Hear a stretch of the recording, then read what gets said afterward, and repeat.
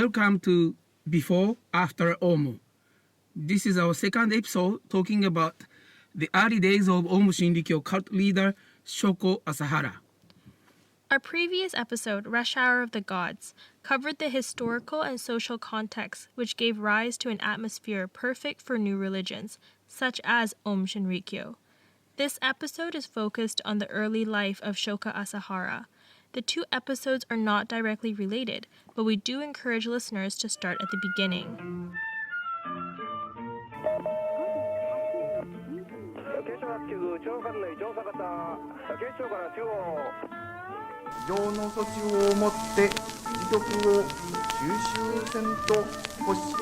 If you are a victim, you're a victim. You're not a journalist. そうですね、来るべきものが来てるんじゃないでしょうか。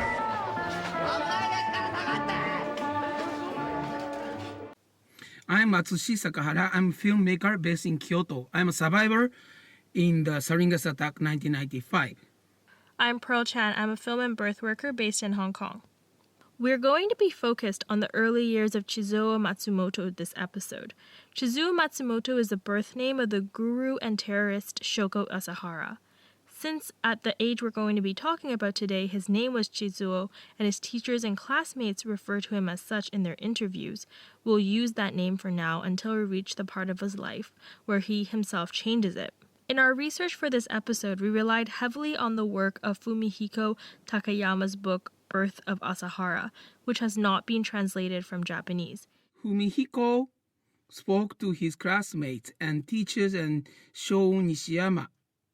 Sho Nishiyama was a mentor who Asahara was close with in his late 20s and had given him the name Shoko. It has a pretty wild look into this man's early years, and today we're going to focus on his time before and after school. Chizuo Matsumoto was born in 1955. His family lived in an area which was a new development on land that was newly drained. About 20 families had been forcibly relocated there for redevelopment from the Nagano prefecture. Otherwise, everyone else came from all over. And Atsushi, you were telling me a little bit about what this sort of environment would look like. In the sense that, Asahara as a community, where he was born and grew up, is a new community. And a lot of strangers came, right? And originally, the people from Nagano prefecture came, as you said. And in a sense, it's hard to, sort of taboo to discuss about these issues. But let's put it this way. The sort of his community was not so well respected area, right? Since that, they developed for the... they were developed, drain the water, sea water, and then they created a new land, and then people came. And people in that community was sort of,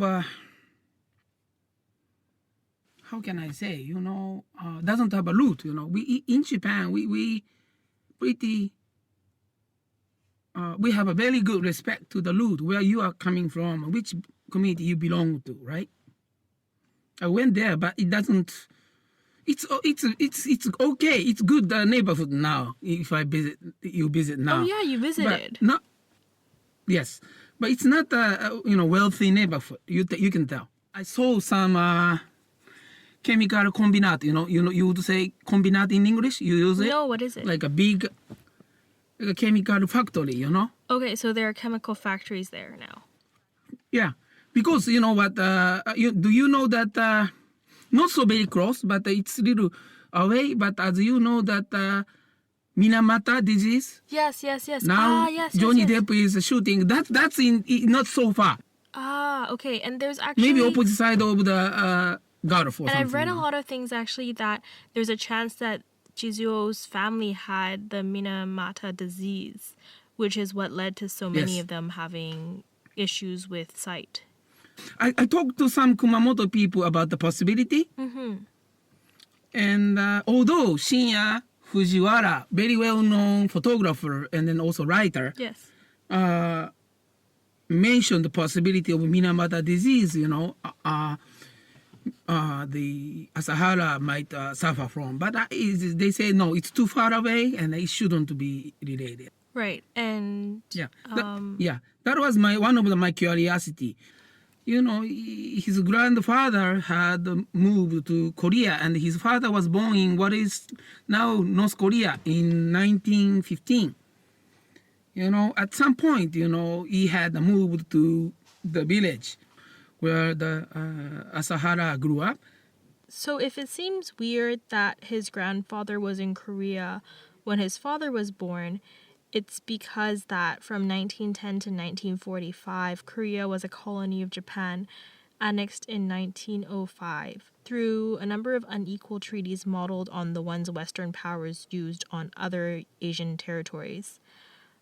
Just as a sidebar, this led me to start researching Empress Myeongseong of Korea, who resisted Japanese annexation and was assassinated by the Japanese. Atsushi, have you actually heard of her? No, sorry. I feel ashamed, but I don't know. That's okay. Yeah, you can tell I am a moron, and I'm not knowledgeable. No, you just went through Japanese history Yes. class, I guess. Yes, I have to. Yeah, so I might do a solo tangential bonus episode on her because she is so fascinating. In any case, back to Chizuo. His parents had 9 kids. It's a big family. 9 kids. 9 Can you kids, believe? yeah. You can make a baseball team, right? Correct? Chizuo was the 7th, And he was, I remember, 4th son, correct? Correct. In the family. And then the oldest son was blind, oldest son. I think he had a big influence over Chizuo. His older brother described him as a kind boy, but he believes stubbornly in what he thought was justice, And he was a boy of pride, He was. Do we know his name? No, I don't know. Okay. Maybe they hide it because if you look up on the name, his last name is Matsumoto, right? Mm-hmm. So they won't tell. I think they hide it hide the identity. Right, so Takayama never mentioned the name, but he spoke to his older brother. Correct. He was such a boy with over pride, right? And then also he hate to be taught what he already knew. So when he went to kindergarten and he was taught about how to write his name, maybe in hiragana, simple letter in Japanese, and he was quite unhappy, returning home, complaining about, I knew this already, right? He felt like it was a waste of his time. Or maybe, or maybe sense of sort of being disrespected. I'm not dumb like this, and I know I'm smart. I know how to write my name, right? Something, anyhow, maybe, I don't know, but maybe, but that tells that Chizuo is a boy with a very high, big pride, Yeah, I also think he's obviously quite bright, and he wants to be challenged in his education. And he's not getting that, and that, I think, is what you go back to when you think about him, and his, when you say that he stubbornly believes in justice. He doesn't think it's fair that he has to sit in kindergarten learning to write his name when he already knows how to write his name. So that's what he sees as unfair. So originally he started at the school next his home. I've been there, and you can really walk over right next door, but he was a mischievous boy. This is according to what he told Shon Nishiyama, chair of a General Incorporated Association, later in his life about his childhood. Wait, sorry. What is General Incorporated Association? It's some sort of it's hard. I looked up on the dictionary and the web, and it's not a very straightforward answer, but it's sort of a foundation. But if you say foundation, it sounds like you have money, right? But I don't think he had the money, I guess. Okay, so Nishiyama is a sort of mentor, and he'll come back later on in our story. That's correct. He stuck some fireflies into some faces and then tricked a few girls in the neighborhood and having them to touch it in the dark. So the girls couldn't tell it was the faces, right? In it. in the faces there is some fireflies, right?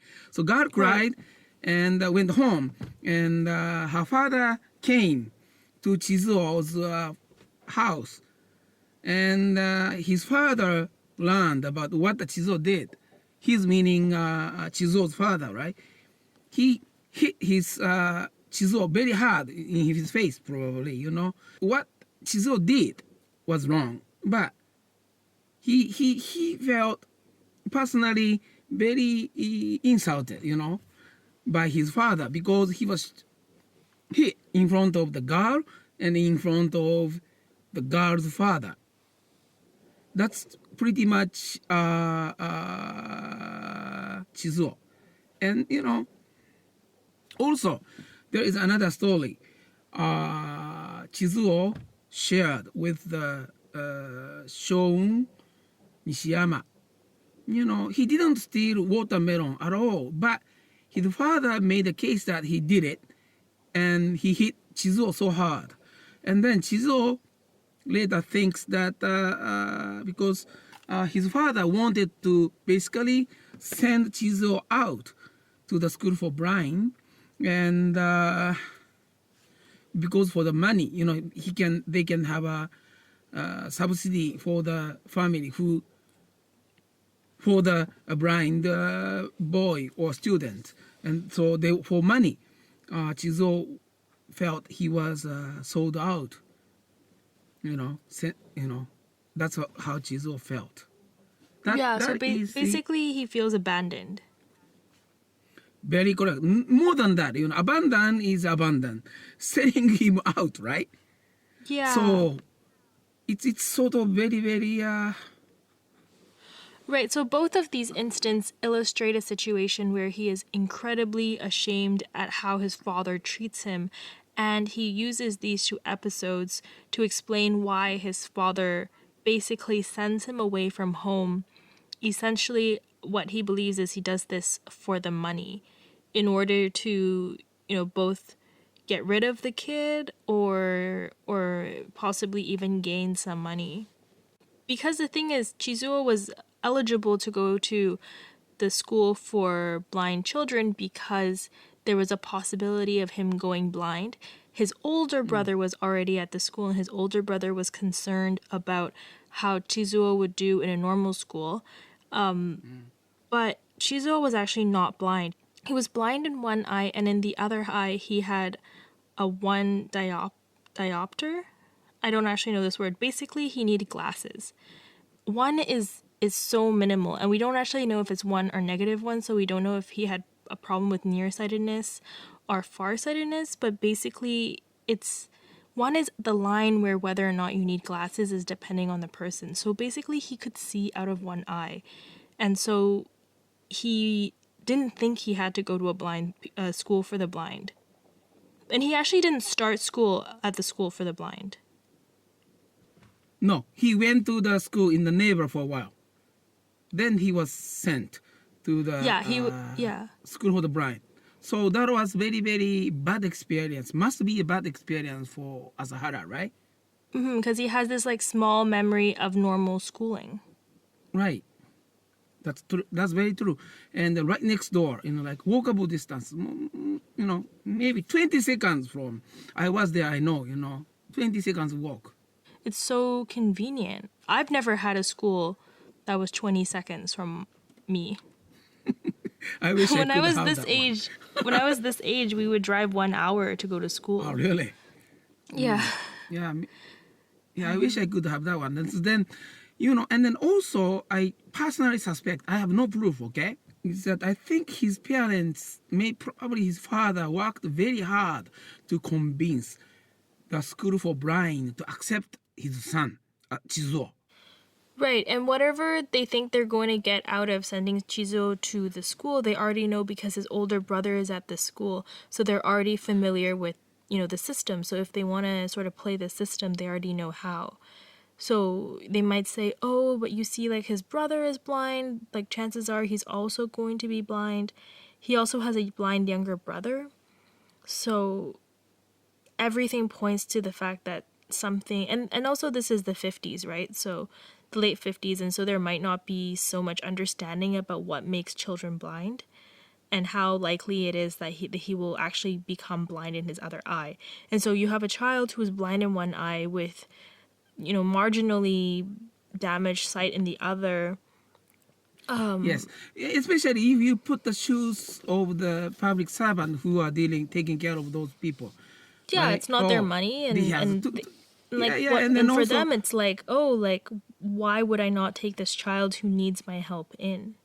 Anyways, this is all happening, and Chizuo at this point is 6 years old. And so at 6 years old, his family takes him to the school, which is 2 hours away, by train, bus, and then walking. And then suddenly he's transplanted into Kumamoto City, into a school with 150 students, with both students who commute and students who live in the dorms. just trying to help what the Kumamoto is to Chizuo, okay? Kumamoto Prefecture is, in Japan, comparing to Tokyo or Osaka, it's rural. But Kumamoto is a city where the Kumamoto Castle has been. So center of the Kumamoto Prefecture. It's very big center, like a capital Right, a of very Kumamoto. old center. That's very correct. So that's where he was. He moved to. Another small episode about the Kumamoto is a Prime Minister Hosokawa back in 80 or something, 90s. Okay, was the shogun of this castle. Yeah, lord of the shogun. So it's very. You know how you feel, right? It's democratic society we are in, right? Supposed to be. Yeah. Yeah, But it's still very... yeah. I mean, as we covered in the last episode, right? People like Abe and several other prime ministers you mentioned all come from long lines of politicians. Very, like, the social structure in Japan actually remains very intact. The elite remain very intact. That's correct. There actually hasn't been been a large displacement of wealth in Japan for a long time. You know what? Later we will go into, but the people who joined the Omu, many of the talented people with good education who went to Omu, maybe are very aware of those things because the chance for them, rigid social structure. Yeah, that's really interesting to think about. Like people who work really hard and still can't be promoted because the top are saturated with nepotism. Some parents would move to Kumamoto to be closer to their children. Many kids who boarded would actually go home on weekends or long weekends or holidays. But we hear that the Matsumoto boys actually never went home on the holidays, never went home. Their parents never sent them anything. Many parents would send new clothes and care packages for their children, but the Matsumoto boys really got nothing from their parents. And when he was looking at his classmates and his classmates' parents, he felt that he was missing this love.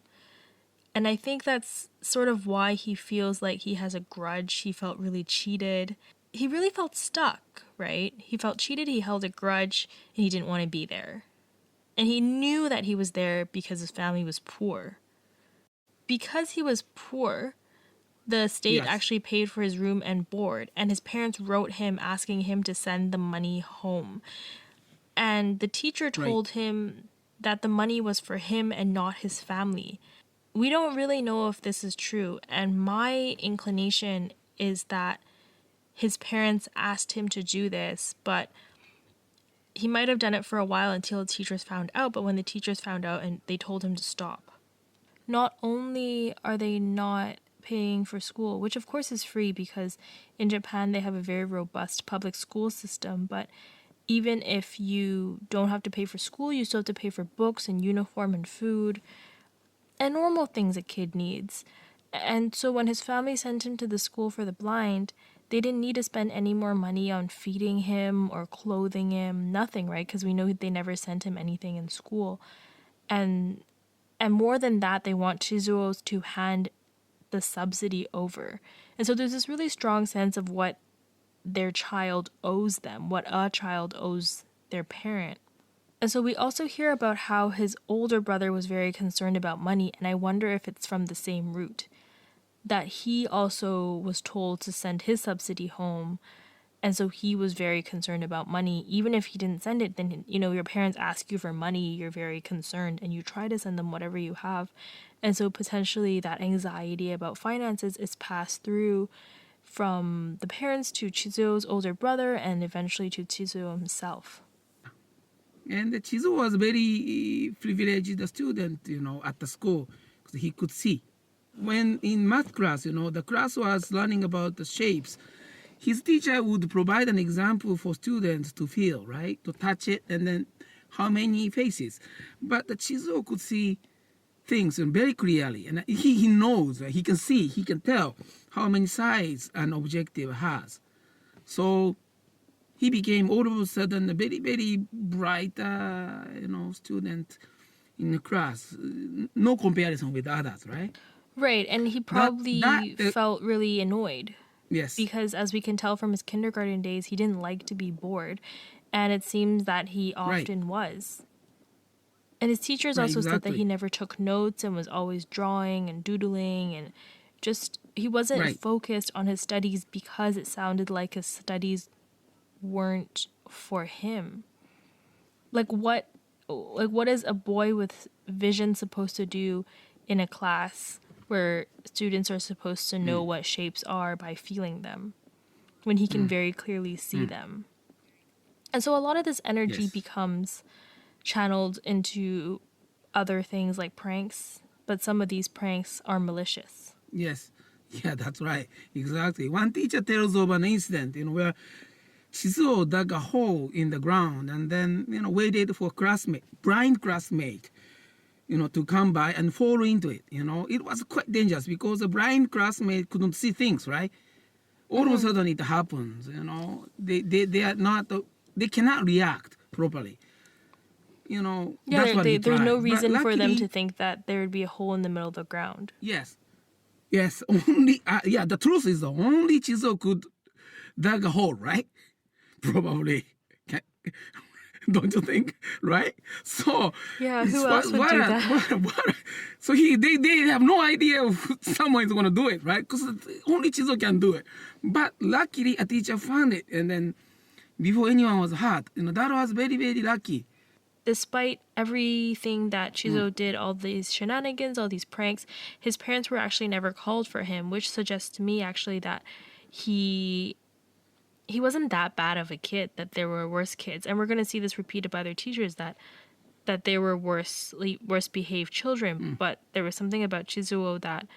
So if the teacher feels responsibility and then they try to manage it without reporting, you know what I'm saying? Within their own capability, right? Probably if teacher knew the father asked Chizuo to send the money, he's not so very well respected by the teacher, correct? The teachers have also known him since he was 6, and since they were there for so long, they must feel some sort of responsibility for him, and at some point there's no use of calling your parent. That's very true. If the parent doesn't ever come for you, right? He can very obviously show that the parent won't even know how to parent that child. And then also the Chizuo, about his behavior, his teacher said, he is very experienced being scolded, right? And he was glancing at me with upturned eyes. He had a lovable round face with a close cropped head. Looking at him, I lost my anger.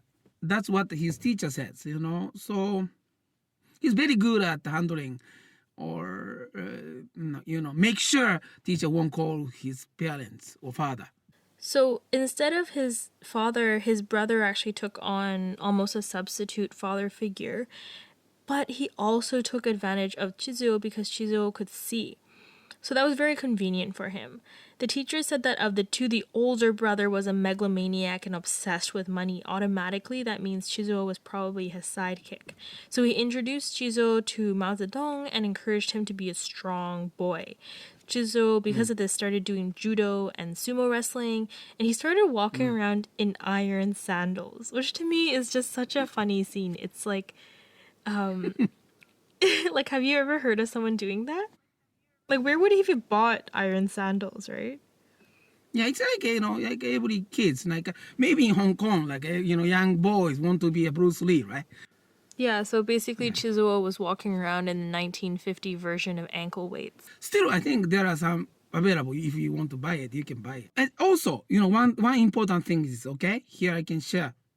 Kumamoto Prefecture is known for judo. Ah, that explains it. That's the culture, or that's the atmosphere of the Kumamoto. When I went to Kumamoto to see Asahara's house, I took a cab, and the cab driver was so proud about his son, who is like a very good judo athlete. And his teacher said, generally blind students, right, have an inferiority complex and anger towards society. But, in the end, they work hard and maybe they learn how to deal with the anger or inferior complex. But Chizuo was not like that. He thought he was better and tried to use others to be their boss. That's what typical Chizuo. I think his attitude was maintained well until he lead the cult. Right, because nobody challenged him. I mean, I actually found this understanding from the teacher's perspective really problematic, because if you run a whole school of children who are blind, you have 150 students and 149 of them have inferiority complexes, then, I'm inclined to think that the problem is actually the school. And so, we also don't know how rigorous the school was, both in terms of the program for blind kids and what that would have meant for Chizuo. So if it's a program that isn't rigorous on the standard of a normal public school in Japan, then it probably is like even more boring for Chizuo. Right. I guess so. But, thinking about the age, that was like 1950 or 90 something, right? 50 1960s, or maybe yeah. early 60. And then, unfortunately, our society in Japan is not so modernized, I don't know, even still, I don't know Japan is a modernized country, personally. I don't think yet, not yet. In 5th grade, Chizuo ran for school president, right? And his campaign for office lasted month, meaning before the election, he prepared very well.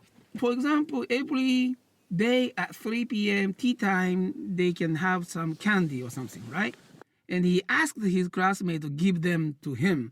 He saved it up, and then he will try to give it to the students by the boat, right? Right. And his favorite candy was caramel. I think even at the Aum, he gave the caramel to his followers. Yeah, that's what I That read is too. not. And he began to dream of becoming a politician later, He wanted to have a very strong desire for power. And so when he lost the campaign, he was really upset, and he shook down each of his classmates and asked them, why didn't you vote for me? Why didn't you vote for me?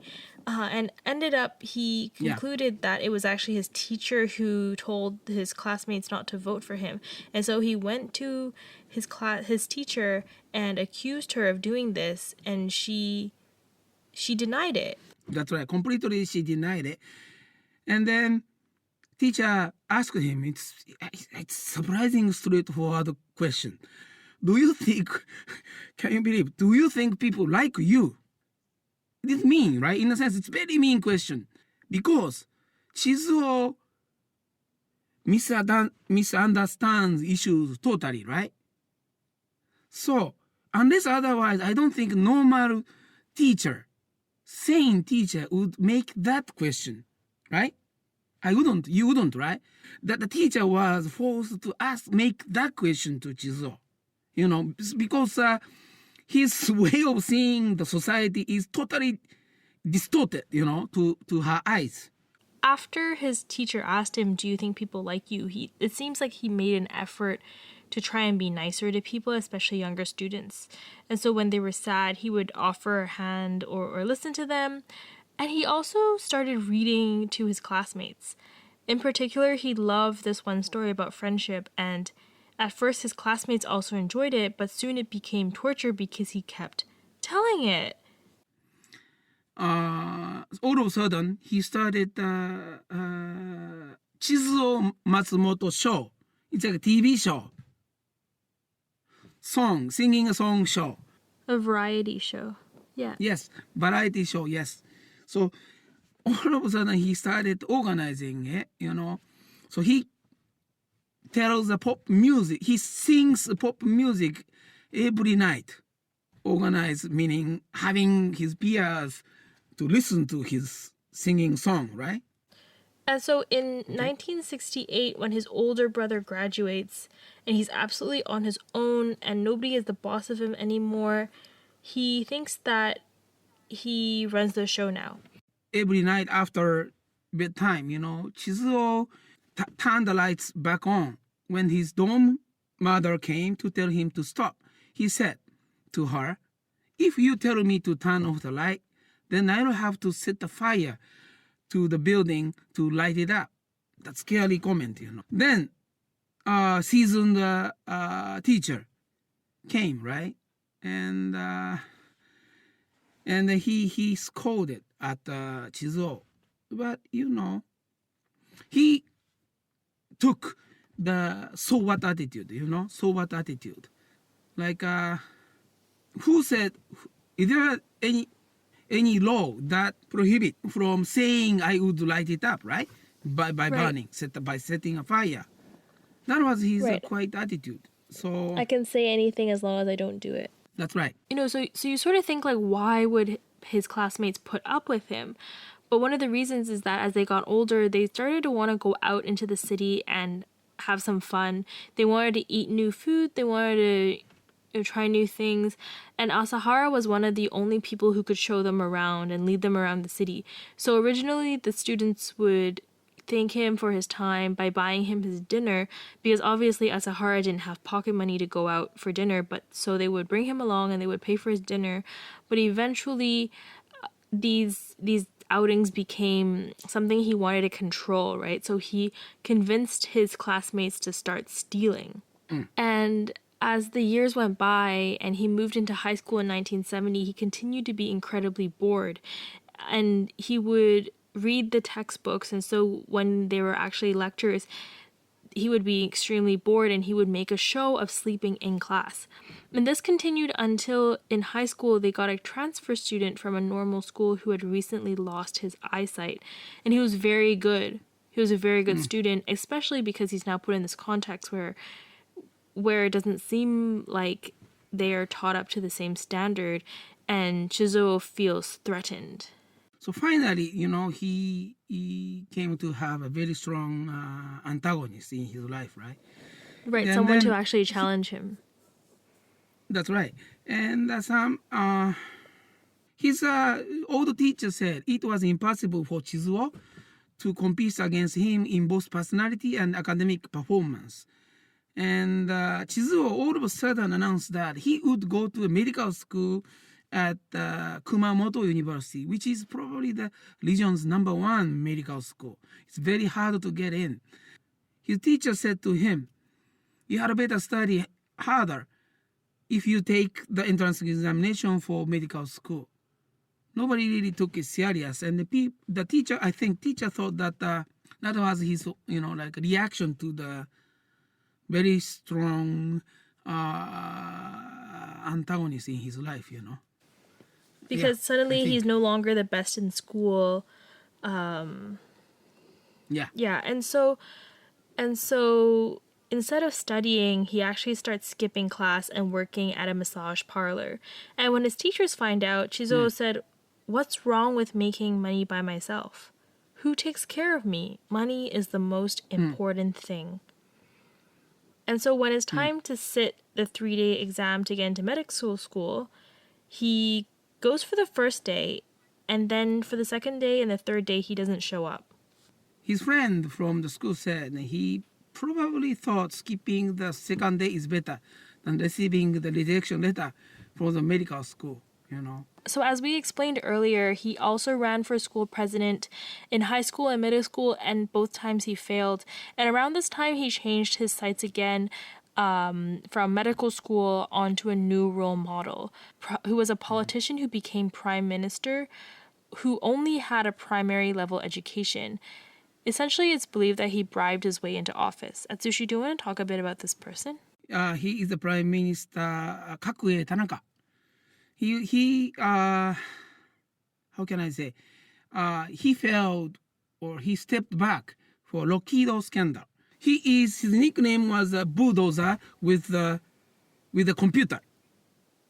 Good at number and handles bureaucrats very well with number, with a good memory. He has a good memory, right? But it is also known that, he bribed a lot of bureaucrats and he bribed the people, not for the voting only, Voting, maybe he did it. He let the bureaucrats have some money and say, okay, I know you won't change your mind, you won't be bought out for this kind of money, I know it, but just take it. So, yeah, okay. I see what you mean by bulldozer. Yeah. So this is the guy that Chizuo starts looking up to because he similarly doesn't do well in school. He only has a primary school education, and he also bought his way into a job. And Chizuo is a child who really sees the value of money and power and somehow really likes being voted on, even though he keeps being voted out. But he starts seeing this person as a role model. And so... Hero. Yeah. Yeah, as a hero, really. And it's also around this time that he gets his first great success in school, which is he gets his black belt in judo. And it's the first time in the school's history that anyone gets a black belt in judo, and his classmates are enthusiastic and excited when it happens. And it's the first time that he's applauded by his peers. For example, right, what being become black belt means among the blind's classmate. Have you ever heard of the judo athlete called Yamashita? He did, consecutive 203 wins as an international judo athlete. And then he never lost any foreigners. And he made 116 wins and then 3 even. And he's, of course, a gold medalist at Olympic, right? He's originally from Kumamoto. When Yamashita was in the Olympic, right? We are so enthusiastic about them. We cheered him up, right?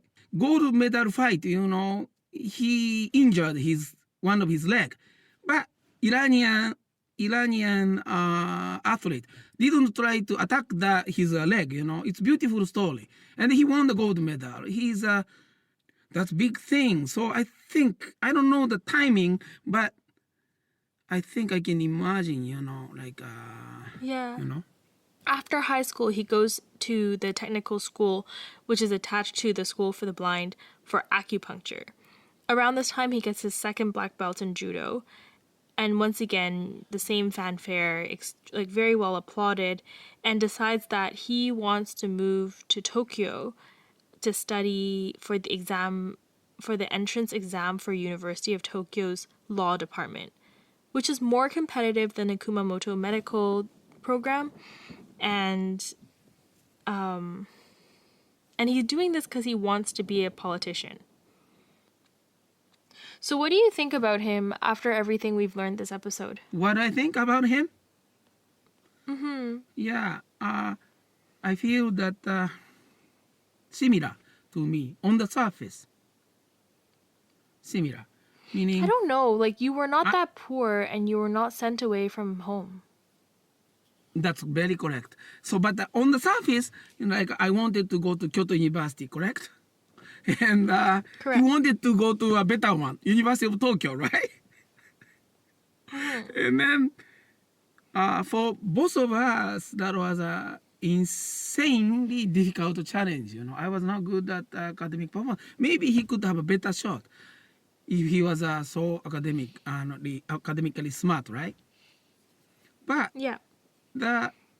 It's very sad to say, but fortunately, I have a very good father.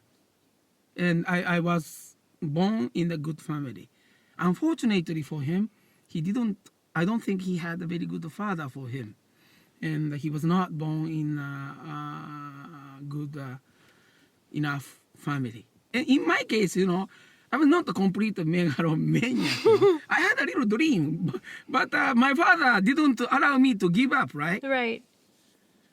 He doesn't, never forced me to pursue, but he just said, oh, I want to give up.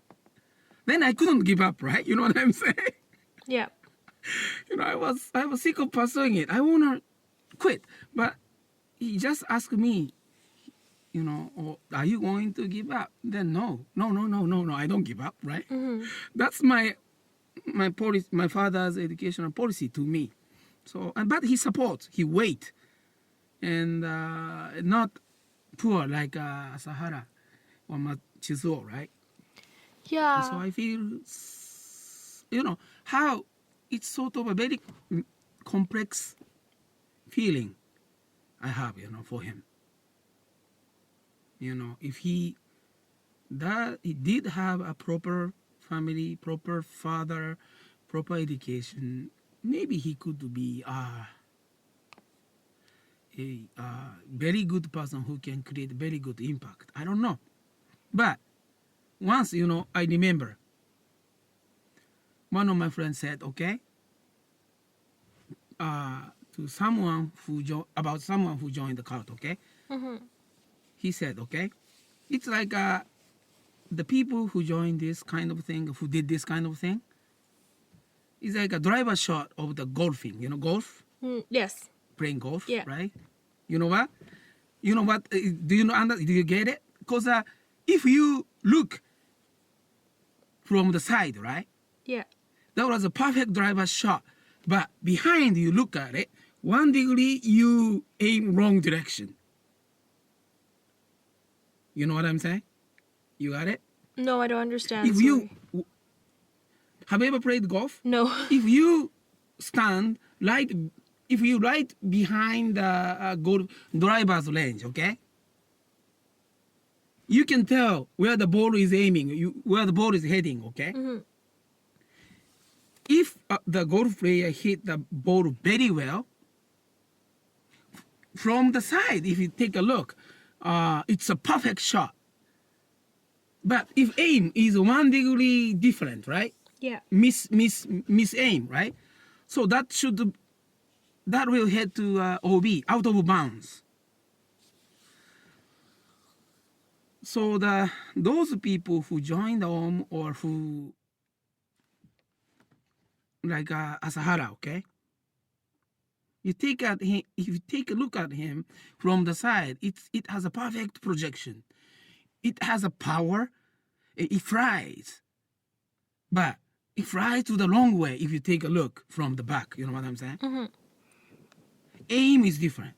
That's the kind of I don't know. That's very unfortunate to see, because if he has a very good ball that flies far, right? But the direction is wrong, Actually, who said that to me? Mutual friends of my ex-wife. Oh. Yeah, after he went to the same college's master degree.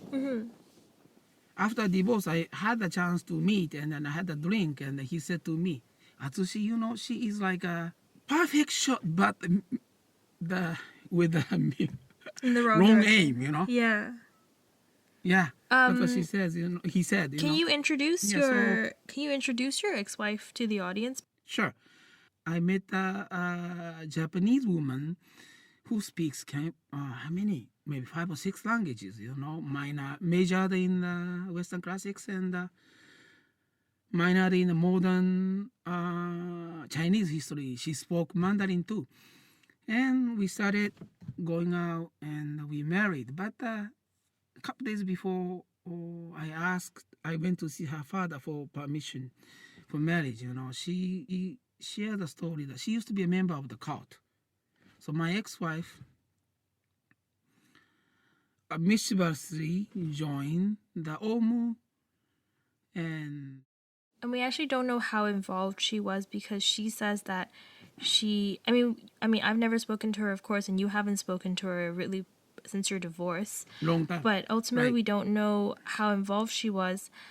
And she says that she only went to a few meetings. And however, her name was found in the pocket of In the one of chest. the Yeah, arrested. that's correct. That's correct. That's why she was in huge trouble. You know. Right. So her name was in the pocket of one of the men arrested for the sarin gas attack. Masami Tsuchiya is the one, I think, who was in charge of young students or students Right. recruiting, etc. I think Tsuchiya Masami. In any case, Yeah. she was just somehow part of the cult in a way that no matter how involved she actually was, she's suffered the consequences of being associated with the cult.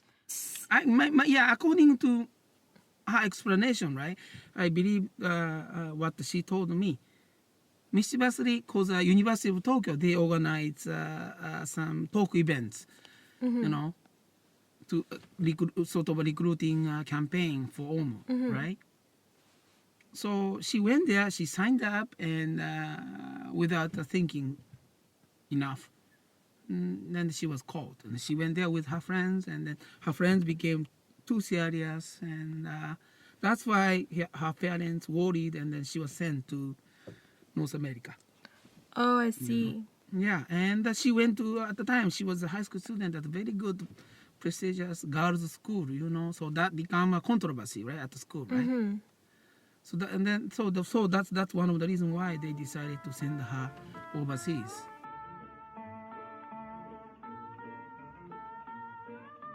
Yeah, I mean, I think everything I've learned in this episode shows me that he had a very sad childhood.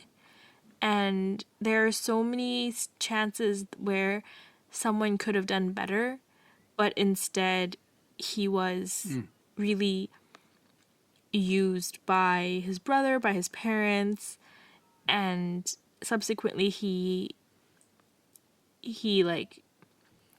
transferred that behavior into how he treated other people. He just sounds like a really bright, sweet kid who is also really petty. He was holding a lot of grudges, and he felt like the world should be fair to him, which, you know, is fair. Like, why shouldn't the world be fair to a 6-year-old? And it actually makes me really sad. But of course, it doesn't excuse his later behavior, but we can sort of hold the two ideas in our brain at the same time. An old teacher said, complicated feelings about Chizuo. In my long career, you know, many were worse behaved, but if I told them off, they would reflect. But not Chizuo. Usually one learns something in setbacks, making something into their heart. But Chizuo never seems to learn. You know, that's what his teacher said. And I feel he must have felt in vain after trying to change him so hard, right? Yeah. Yeah. And that's why he also says it's very, very sad. Thinking about, he says, quote, right? Quote. He says, you know, I feel a dislikeness to him only, right? I have only dislikeness only to him. That's what he says, quote, you know. I read it. You know, it's very, yeah, it's so sad. So this leaves us at 1975. Chizuo Matsumoto is 20 years old with an acupuncture and massage therapist degree. He's still in Kumamoto and about to begin his life for the first time outside of the school's walls since he entered 14 years before. Next episode, we're going to follow Chizuo's departure from the school and into the wider world and all the steps and missteps that lead him closer to becoming Shoko Asahara. Please listen and subscribe wherever you listen. Review and ratings help other people find us. Thank you for listening. Reach out to us on Twitter at CultLeaderMB.